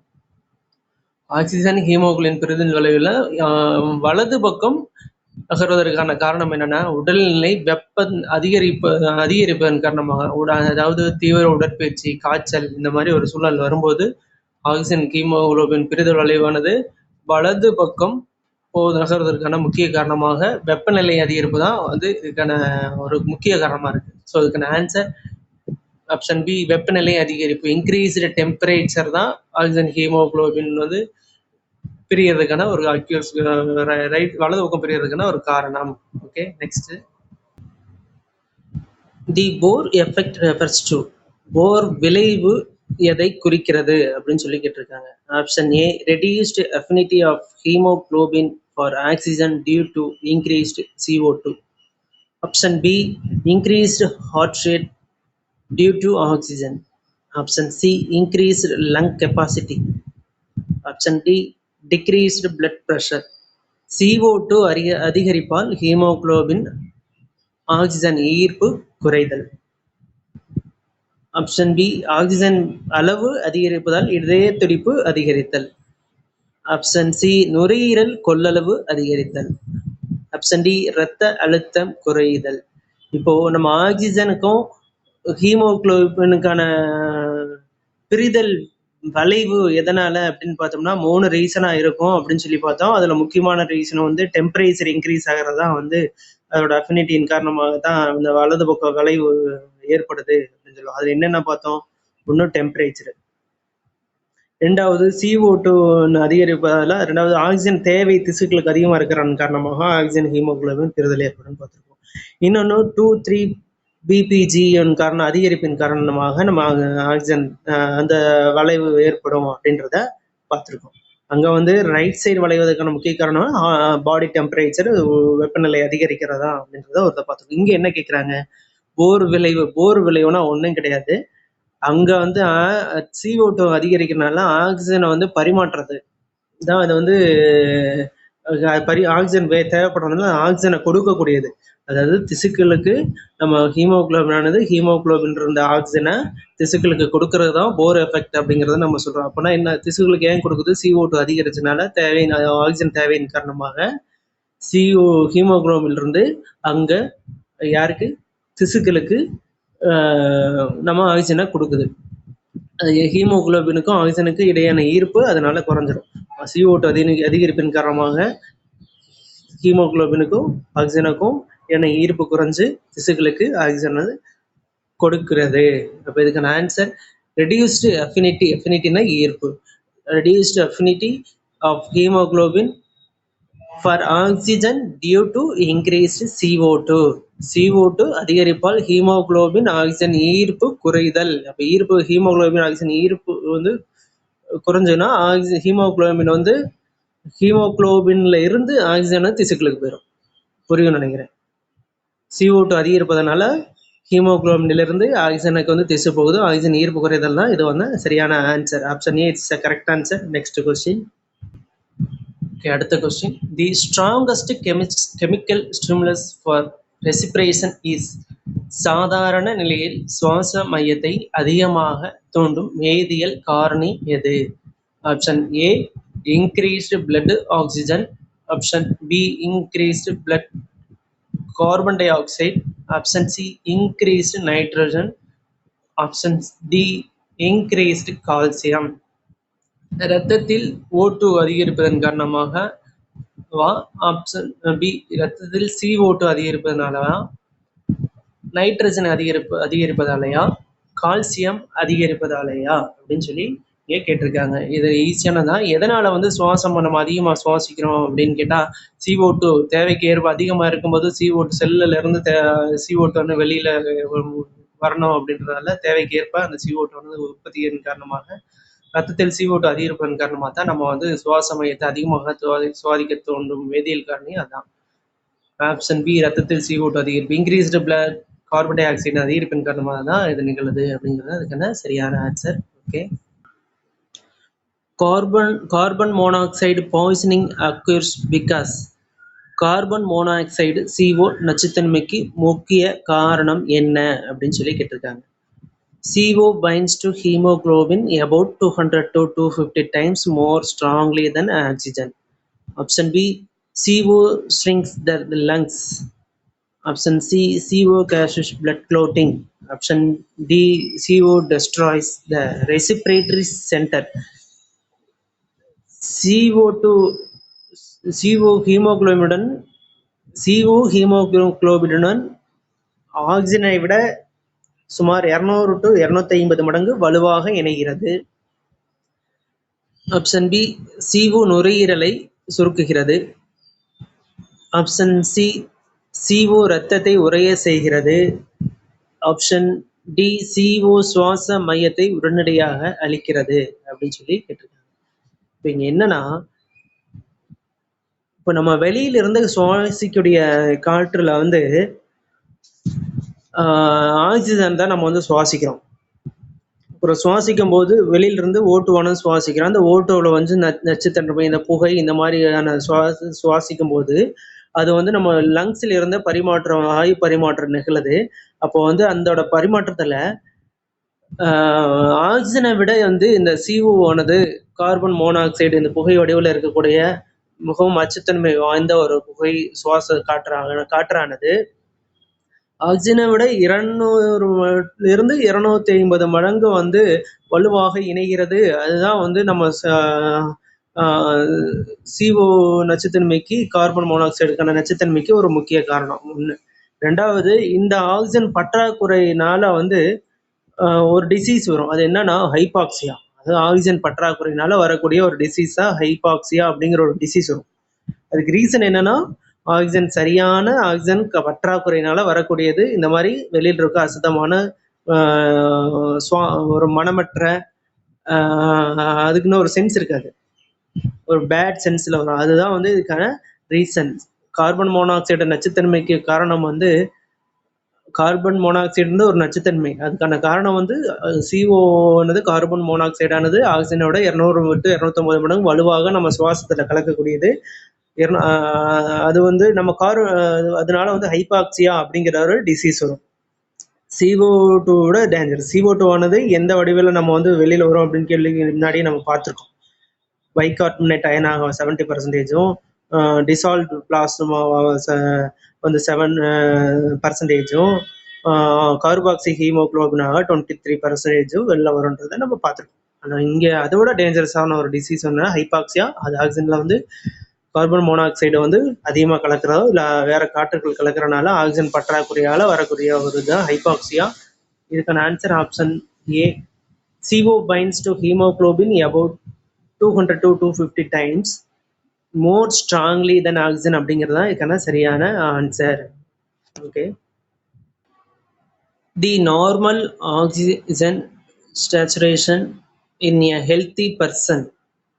சாதாரண நிலையில் ஆரோக்கியமான நபரின் ஆக்சிஜன் செறிவு எவ்வளவு, ஆக்சிஜன் பர்சன்டேஜ் எவ்வளோ அப்படின்னு சொல்லி கேட்குறாங்க. Option A 75 to 80%, option B 85 to 90%, option C 95 to 100%, option D 100 to 110%. இதுக்கு ஆன்சர் வந்து 95 to 100%. இதோட செறிவு எப்படின்னா, இது என்னன்னு கேட்டிங்கன்னா, ஆக்சிஜன் சதவீதத்தை எப்படி கண்டுபிடிக்கிறது அப்படின்னு சொல்லி கேட்டிங்கன்னா, ஹீமோகுளோபின்ல எவ்வளோ ஆக்சிஜன் இருக்குது அப்படிங்கிறதா இதுக்கான இது. எப்படி ஆக்சிஜன் செறிவுன்னு என்ன அர்த்தம், ஹீமோகுளோபின்ல எவ்வளோ ஆக்சிஜன் வந்து நம்ம எடுத்துகிட்டு போகுது அப்படிங்கிறதா இதுக்கான பதில். இப்போ இதுக்கான எப்படி வந்து இதை மெஷர் பண்றது, எவ்வளோ இருக்குது, ஹீமோகுளோபின் எவ்வளோ இருக்குது, ஆக்சிஜன் எவ்வளோ இருக்கு அப்படின்னு சொல்லி கேட்டிங்கன்னா, அந்த ஹாஸ்பிட்டல்ல நம்ம விரல்ல வந்து ஒரு இது சின்ன மாதிரி பட்டன் மாதிரி கிளிப்பு மாதிரி ஒன்று வச்சிருப்பாங்க. அதுக்கு பேர் ஆக்சியோமீட்டர். அதுதான் வந்து நம்ம ஹீமோகுளோபின்ல எவ்வளோ ஆக்சிஜனை வந்து கொண்டு போகுது அப்படிங்கிறத மெஷர் பண்ணக்கூடியது. இது எப்படி மெஷர் பண்றது அப்படின்னா, இதுக்கு ஒரு ஃபார்முலா இருக்கு. அதை வந்து கண்டுபிடிக்கிறதுக்கு. அது எப்படின்னா, ஆக்சிஜனின் எவ்வளோ ஆக்சிஜன் அப்படிங்கிற எவ்வளோ ஆக்சிஜனை கடத்திட்டு போகுது அப்படிங்கிறதையும், ஹீமோகுளோபின்ல இருக்கக்கூடிய ஆக்சிஜனோட அளவையும் டிவைடட் பண்ணி இன்ட்டு 100 போட்டோம்னா நம்மளுக்கான செறிவு பர்சன்டேஜ் எவ்வளோ அப்படின்றத கண்டுபிடிச்சிரும். ஸோ இது மெஷர் பண்ணக்கூடிய அந்த எக்யூப்மெண்ட் இதோட பேர் என்னது, ஆக்சியோமீட்டர், பல்ஸ் ஆக்சியோமீட்டர் அப்படிங்கிறத இதோட இது. நம்ம கிளிப்பு மாதிரி வச்சிருப்பாங்க. நம்ம வந்து ஹாஸ்பிட்டல்லாம் பார்த்தா அந்த ஃபிங்கரில் வச்சிருப்பாங்க. அதுக்கு பேர் பல்ஸ் ஆக்சியோமீட்டர். இதோட செறிவை மெஷர் பண்ணக்கூடியது. இது எவ்வளோ பர்சன்டேஜ் இருக்கும் ஆக்சிஜன் அப்படின்னு ஆரோக்கியமான நபரில் அப்படின்னா 7 இது ஆப்ஷன் சி 95 to 100% இருக்கும் அப்படிங்கிறது தான் இதுக்கான ஆன்சர். அந்த ஃபார்முலா என்னது, ஆக்சிஜன் அளவு மற்றும் ஹீமோகுளோபின் உள்ள ஆக்சிஜன் அளவு இன்ட்டு 100 அப்படிங்கிறது தான் இதுக்கான formula. Option C is a correct answer. Okay, next question போகலாம். At high altitude respiration increases mainly because உயரமான மலைப்பகுதியில் சுவாச வீதம் அதிகரிப்பதற்கான முக்கிய காரணம் எது? Increased, option A increased CO2, option B decreased partial pressure of oxygen, option C increased humidity, option D increased nitrogen. அதாவது CO2 அதிகரிப்பதன் காரணமாலையா, ஆக்சிஜன் பகுதி அழுத்தம் குறைவதன் காரணமாகவா, காற்றின் ஈரப்பதத்தின் அதிகரிப்பதன் காரணமாகவா, நைட்ரஜன் அதிகரிப்பதன் காரணமாகவா அப்படின்னு சொல்லி கேட்டிருக்காங்க. ஆக்சுவலி நம்ம உயரம் போக போக காற்றோட ஈரப்பதம் அதிகரிக்கும். ஸோ அதுதான் வந்து சுவாச வீதம் அதிகரிப்பதில் ஒரு காரணம். காற்றின் ஈரப்பதம் அதிகரிப்பு. ஆப்ஷன் சி இன்க்ரீஸ் ஹியூமிடிட்டி அப்படிங்கிறது தான் இதுக்கான சரியான answer. Okay, next question. Exercise hyperpnoea refers to increase in the rate. Option E, அதாவது எக்ஸசைஸ் ஹைப்பர்பினியா ரெஃபர்ஸ் டுனா என்பது என்ன அப்படின்னு சொல்லி கேட்டிருக்காங்க. Option A increase in the heart rate and depth of breathing during exercise.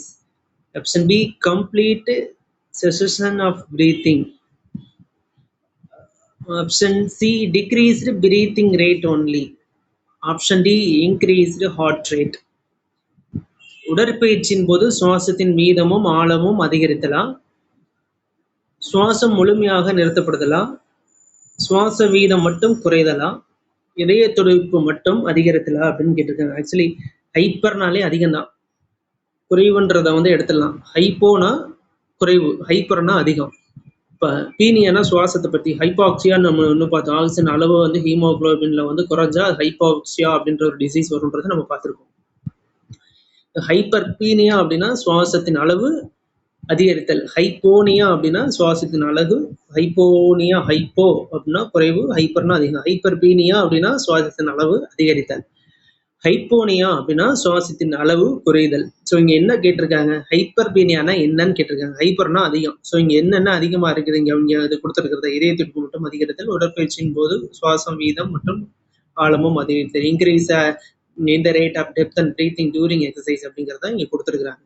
So உடற்பயிற்சியின் போது சுவாசத்தின் அளவு அதிகரிக்கிறது தான் அதுக்கான சரியான ஆன்சர். ஆப்ஷன் ஏ உடற்பயிற்சியின் போது சுவாசத்தின் வீதமும் ஆழமும் அதிகரித்தல், increase in the rate and depth of breathing during exercise அப்படிங்கிறது அதுக்கான சரியான ஆன்சர். ஓகே, நெக்ஸ்ட் கொஸ்டின் போகலாம். புரிஞ்சிருக்கும்னு நினைக்கிறேன். VO2 max refers to, VO2னா ஒன்றும் கிடையாது, volume of maximum refers to, volume of maximum என்பது எதை குறிக்கிறது அப்படின்னு சொல்லி கேட்டிருக்காங்க. Option A maximum heart rate, option B maximum oxygen uptake capacity, option C maximum lung capacity, option D maximum blood pressure. அதிகபட்ச இதய துடிப்பை குறிக்குதா, அதிகபட்ச ஆக்சிஜன் பயன்படுத்தும் திறனை குறிக்கிறதா, அதிகபட்ச நுரையீரல் கொள்ளளவை குறிக்கிறதா, அதிகபட்ச இரத்த அழுத்தத்தை குறிக்கிறதா அப்படின்னு சொல்லி கேட்டிருக்காங்க. இது என்ன வால்யூம் ஆஃப் மேக்சிமம்னா வால்யூம் சுவாசக்குரிய காற்றின் அளவு எவ்வளோ இருக்குது அப்படிங்கிறதா இதை குறிக்குது. இதுக்கு நான் ஆன்சர் வந்து அதிகபட்ச ஆக்சிஜன் பயன்படுத்தும் திறன், ஆப்ஷன் பி இதை தான் குறிக்குது. மேக்ஸிமம் ஆக்சிஜன் அப்டேக் கெப்பாசிட்டி அப்படிங்கிறது தான் இதுக்கான சரியான ஆன்சர். வால்யூம் மேக்ஸிமம் உள்ள இருக்க காற்றின் அளவு என்ன அப்படின்றது தான் இதை குறிக்கிறது answer. Okay, next question. In endurance trained athletes volume of maximum in generally, ஒரு பயிற்சி பெற்ற விளையாட்டு வீரரின் endurance ஆனது வால்யூம் ஆஃப் மேக்ஸிமம் பொதுவாக எவ்வளவு இருக்கும் அப்படின்னு சொல்லி கேட்டிருக்காங்க. Option A lower, option B unchanged, option C higher than untrained individuals, option D 0. குறைவாக இருக்குமா, மாற்றமின்றி இருக்குமா, பயிற்சி இல்லாதவர்களை விட அதிகமாக இருக்குமா, பூஜ்ஜியமாக இருக்குமா? அதாவது ஒரு எண்டூரன்ஸ் நல்ல ட்ரெயின்டா அத்லெட்டுக்கு வந்து வால்யூம் ஆஃப் மேக்ஸிமம் எப்படி இருக்கும் அப்படின்னு கேட்டிங்கன்னா, நார்மல் இருக்கிறவங்களுக்கு வந்து ஹார்ட்டே பார்த்தீங்கன்னா சின்னதாக இருக்கும், பலவீனம் ஒரு குட் ஹார்ட்டாக இருக்கும் நல்லா. ஆனால் அத்லெட்டிக் பர்சனுக்கு வந்து நல்லா ஸ்ட்ராங்காக வலிமையானதாக இருக்கும், பெருசாக இருக்கும், குறைந்த இதய துடிப்பில் அதிகப்படியான வால்யூம் ஆஃப் பிளட்டை வந்து வெளியில் கொடுக்குன்றது நம்ம ஹார்ட்லேயே படிச்சிருக்கோம். அதே மாதிரி ஒரு நல்ல ட்ரெயின்ட் அத்லெட்டுக்கு வந்து வால்யூம் மேக்ஸிமம் வந்து அதிகப்படியானதாக இருக்கும். பயிற்சி நார்மலான ஒரு ஹியூமன் பீயிங்கை விட அதிகமான ஒரு சுவாசமான வால்யூம் ஆஃப் மேக்ஸிமம் இருக்கும் அப்படிங்கிறது அதுக்கான ஆன்சர். ஆப்ஷன் சி பயிற்சி இல்லாதவர்களை விட அதிகமாக இருக்கும். ஹையர் தென் அன்ட்ரெயின்டு அத்லெட்ஸ் அப்படிங்கிறது தான் இதுக்கான சரியான answer. The immediate emerging currency of the human body is, உடலின் உடனடி ஆற்றல் நாணயம் எது அப்படின்னு சொல்லி கேட்டிருக்காங்க. Option A glucose, option B ATP, option C glycogen, option C D creatine. குளுக்கோஸா, ஏடிபியா, கிளைகோஜனா, கிரியேட்டினா அப்படின்னு சொல்லி கேட்டிருக்காங்க. இதுக்கு அந்த ஆன்சரை ஸ்ட்ரைட்டாக சொல்கிறேன். ஃபஸ்ட்டு ஏடிபினா அடினோசின் ட்ரை பாஸ்பேட் அப்படிங்கிறது அர்த்தம். இதுதான் வந்து நம்ம உடலின் ஆற்றல் நாணயம் அப்படின்னு சொல்லி சொல்கிறோம். ஏன்னா நம்ம செயல்பாடுகளுக்கு, செல்லுகளின் செயல்பாடுகளுக்கு தேவையான ஆற்றலை கொடுக்கக்கூடிய ஒரு கொடுக்கக்கூடியது எதுன்னு கேட்டால் இந்த அடினோசின் ட்ரை பாஸ்பேட். அந்த பாஸ்பேட் அடினோசின் ட்ரை பாஸ்பேட் அப்படின்னா பாஸ்பேட்டோட பெறுதல்னால தான் அந்த ஆற்றலானது அங்கே போகுது. ஸோ அதனால தான் இதான் உடலின் ஆற்றல் நாணயம் அப்படின்னு. இந்த அடினோசின் ட்ரை பாஸ்பேட்ல என்ன நடக்கும் அப்படின்னா தசை சுருங்குறது, இதய துடிப்பு, நரம்பு தூண்டுதல்கள், நர்வ் சிம்பிள்ஸ், இந்த மாதிரி ஒரு செயல்பாடுகள்லாம் இதோட பேசிக்காக இருந்து செயல்படக்கூடியது. அதனால தான் வந்து உடனடி ஆற்றல் நாணயம் அப்படின்னு சொல்கிறோம். இப்போ வந்து ஆன்சர் வந்து ATP adenosine try phosphate is a correct answer. இப்போ வந்து நம்ம வந்து சாப்பிட்ற சாப்பாட்டில் வந்து கார்போஹைட்ரேட் இருக்கும். அந்த குளுக்கோஸுக்கு வந்து எக்ஸ்பிளைன் பண்ணுறேன். கார்போஹைட்ரேட் இருக்கும். நம்ம சாப்பிட்ற சாப்பாட்டில் அரிசியில் என்ன இருக்கும்? கார்போஹைட்ரேட் இருக்கும். அந்த கார்போஹைட்ரேட்டு குளுக்கோஸாக மாறும், கன்வெர்ட் பண்ணியிருக்கோம். அந்த குளுக்கோஸ் வந்து தேவைக்கு அதிகமான கார்போஹைட்ரேட் வந்து கலோரி வந்து 4.1. அது அதிகமாக இருக்கும்போது அது சத்துக்களை வந்து கார்போஹைட்ரேட்டை குளுக்கோஸாக மாற்றி அந்த குளுக்கோஸ் வந்து கிளைக்கோஜனை மாற்றி நம்ம மசில்ஸ்லேயும் லிவர்லேயும் வந்து ஸ்டோர் பண்ணி வச்சுருக்கோம். இது வந்து நம்ம டைஜஸ்டிவ் சிஸ்டம் படிக்கும்போது நம்ம படிப்போம். இப்போ நம்ம சாப்பிட்ற சாப்பாட்டில் வந்து அரிசியில் வந்து கார்போஹைட்ரேட் இருக்கும். அது எவ்வளோனா 4.1 கலோரி அப்படிங்கிறத சொல்லுவோம். அந்த அதிகப்படியாக இருக்க தேவைக்கு அதிகமாக இருக்கிறத வந்து கார்போஹைட்ரேட் வந்து குளுக்கோஸாக கன்வெர்ட் பண்ணி அந்த குளுக்கோஸ் வந்து கிளைக்கோஜனாக மாற்றி அந்த வந்து எங்கே சேமிச்சு வச்சு வைக்கும் அப்படின்னு கேட்டால் நம்ம லிவர்லேயும் மசில்ஸ்லேயும். இந்த கொஸ்டின் கேட்கலாம், ரொம்ப முக்கியமானது. ஒரு சீக்வன்ஸாக சொல்கிறேன், பிட்டு சொன்னால் புரியாது அப்படின்றனால இது ஹெல்த் எஜுகேஷன்லேயே வரும்.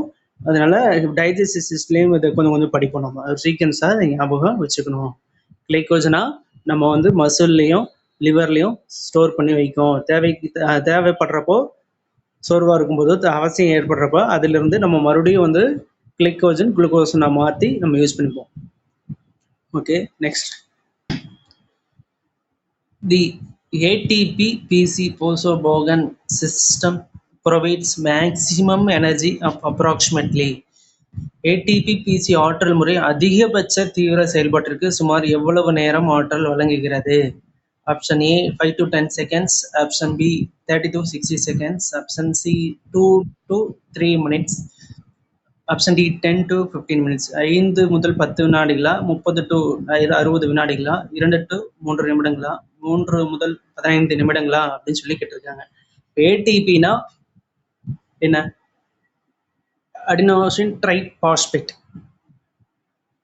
அப்போ வந்து பிசினா பாஸ்போ கிரியேட்டின் அப்படிங்கிறது தான் பிசிக்கான அர்த்தம். இது என்ன அப்படின்னு கேட்டால், ஒரு செயல்பாடு எவ்வளவு குயிக்காக இமீடியட் எனர்ஜி, அந்த ஒரு செயல்பாட்டிற்கு அதிகபட்சமாக உடனடியாக கொடுக்கக்கூடிய எனர்ஜி ஆற்றலை தான் நம்ம வந்து ஏடிபி பிசி அப்படிங்கிறோம். அவசரமாக தேவைப்படும். அது 10 to 15 வினாடிகள்னு ஒரு சில புக்கில் இருக்குது. ஒரு சில புக்கில் 10 to 15 இருக்குது. ஒரு சில புக்கில் வந்து 5 to 10 இருக்குது. இப்போ இந்த 100 metre shot put, long jump, high jump, இந்த மாதிரி ஈவெண்ட்டுக்கெலாம் இது செயல்படக்கூடிய ஒரு ஆற்றல், இமீடியட் எனர்ஜி, உடலுக்கு தேவையான இமீடியட் எனர்ஜியை கொடுக்கக்கூடியது. எங்கேருந்து எடுக்கலாம், தேவைக்கான இமீடியட்டாக தேவைப்படுது. அந்த எனர்ஜியில் எங்கேருந்து எடுப்பாங்க அப்படின்னு கேட்டால், நம்ம முன்னாடியே பார்த்துருப்போம். குளுக்கோஸ் கிளைக்கோஜனை மாற்றி நம்ம லிவர் மசில்ஸில் ஸ்டோர் பண்ணி வச்சுருப்பாங்க. அங்கேருந்து ஏடிபியாக வந்து மாற்றி இங்கே எடுப்பாங்க. அதை தான் இங்கே சொல்கிறாங்க. இதுக்கான சரியாக புரியும்னு நினைக்கிறேன்.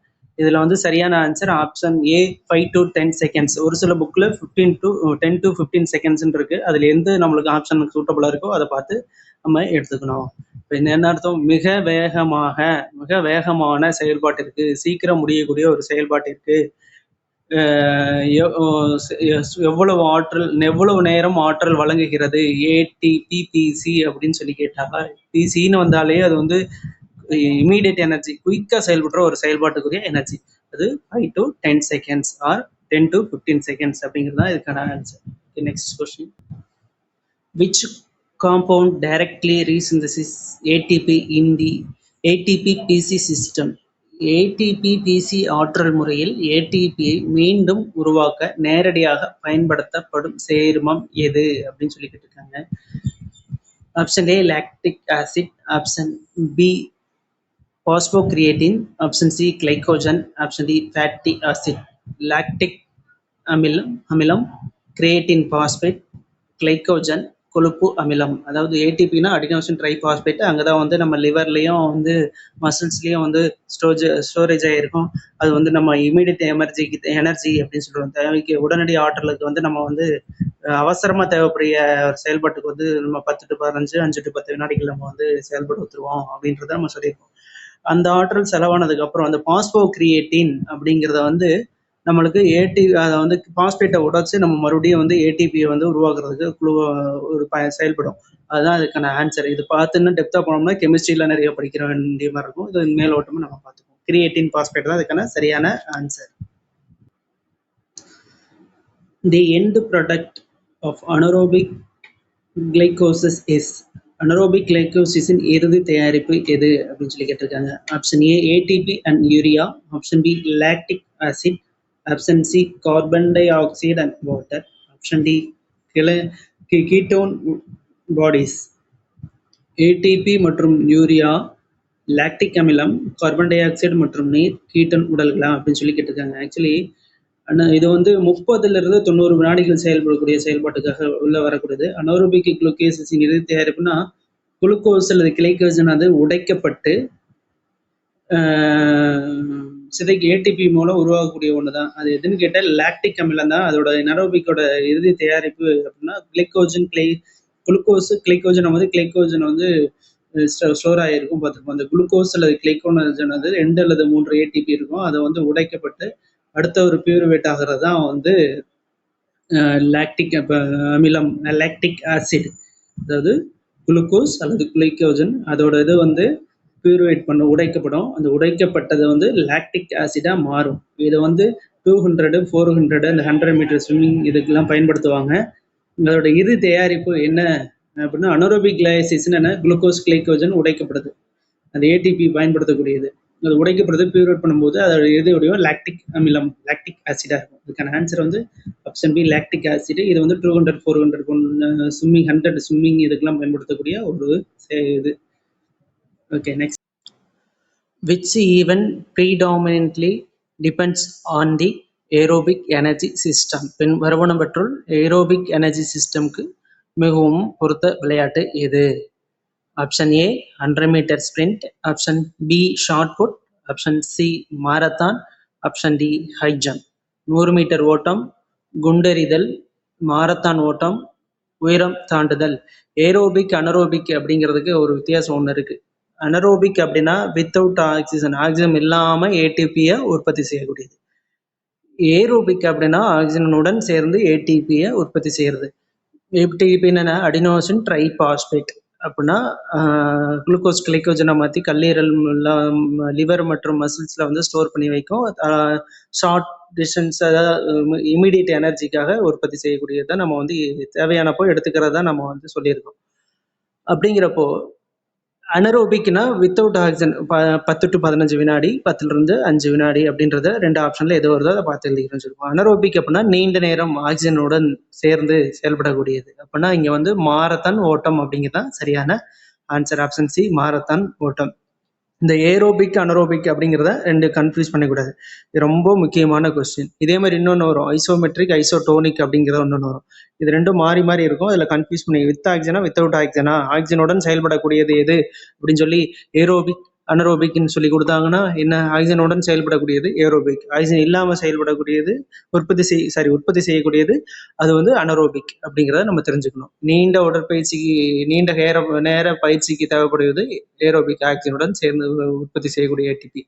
இதுக்கான ஆன்சர் ஆப்ஷன் சி, மாரத்தான் ஓட்டம் அப்படிங்கிறதா. ஆப்ஷன் சி, மாரத்தானே தான் சரியான answer. Complete aerobic oxidation of one molecule of glucose produces approximately, ஒரு மோல் குளுக்கோஸ் முழுமையாக ஆக்சிஜன் முன்னிலையில் உடைக்கப்படும் போது சுமார் எத்தனை ஓடிபி உருவாகும்? Option A 2 ATP, option B 18 ATP, option C 36 to 38 ATP, option D 60 ATP.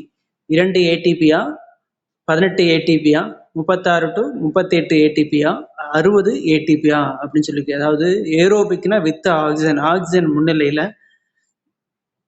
ஒரு குளுக்கோஸ் மோல் குளுக்கோஸ் ஆனது எத்தனை ஏடிபியாக உடைக்கப்படும் சொல்லிக்கிட்டு இருக்காங்க. இதுக்கான ஆன்சர் வந்து 36லிருந்து 38 ஏடிபி அப்படிங்கிறதா சரியான ஆன்சர். இதை ஸ்கூல் புக்கில் பார்த்தீங்கன்னா 30லிருந்து 38 அப்படின்னு சொல்லி போட்டிருக்கோம்.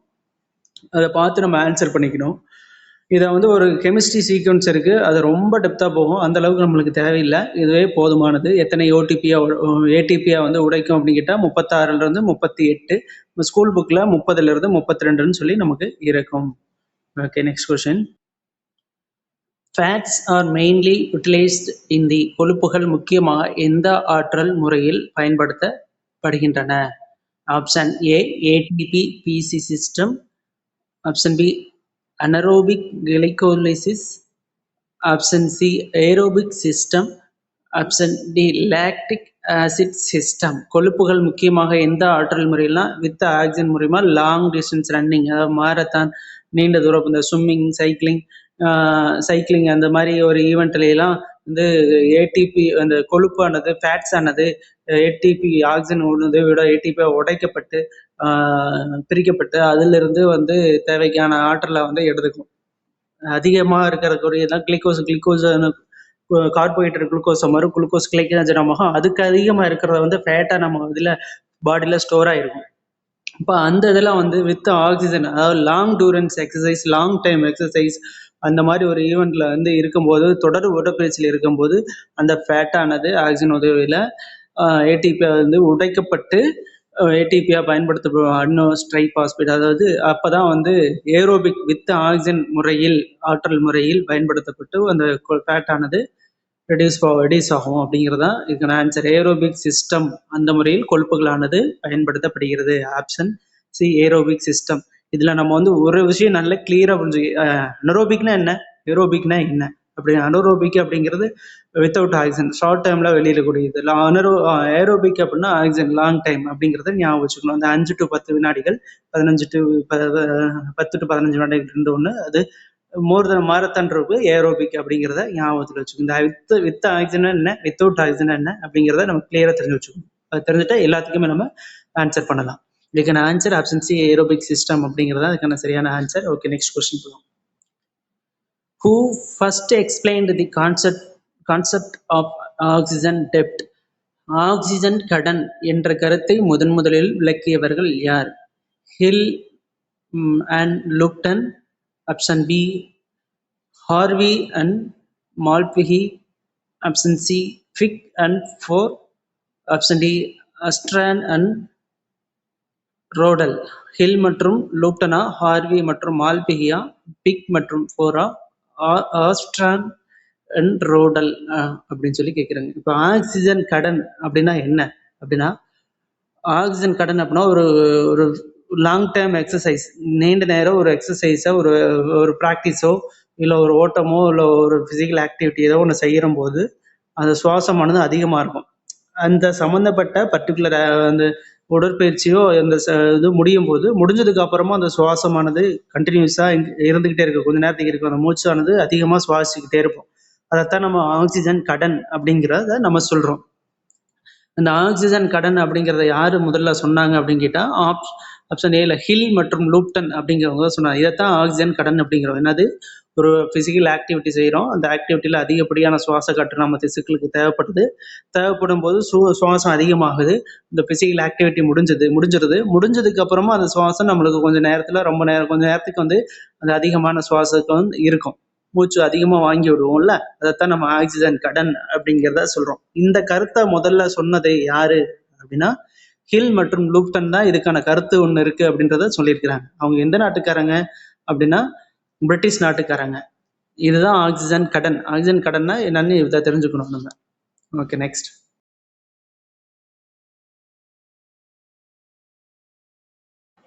The burning sensation during intense exercise is mainly due to கடுமையான உடற்பயிற்சியின் போது தசைகளில் எரிச்சல் ஏற்படுவதற்கு முக்கிய காரணம் இது. Option A increased ATP, option B accumulation of lactate and hydrogen plus ions, option C increased oxygen, option D increased glycogen. ATP அதிகரிப்பு, lactate மற்றும் hydrogen ion சேர்தல், ஆக்சிஜன் அதிகரிப்பு, கிளைகோஜன் அதிகரிப்பு.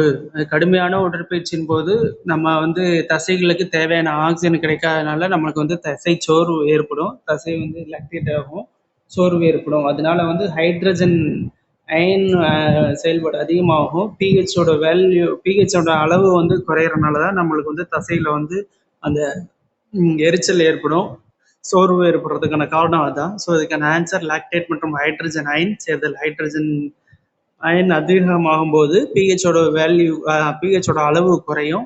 அதுதான் தசை சோர்வு எரிச்சல் ஏற்படுவதற்கான காரணம். ஆக்சிஜன் பற்றாக்குறையினால இது ஏற்படக்கூடியது. Answer option B accumulation of lactate and hydrogen ion. H பிளஸ்னா ஹைட்ரஜன் அயன்ஸ் சேர்றதெல்லாம் இதுக்கான ஆன்சர்.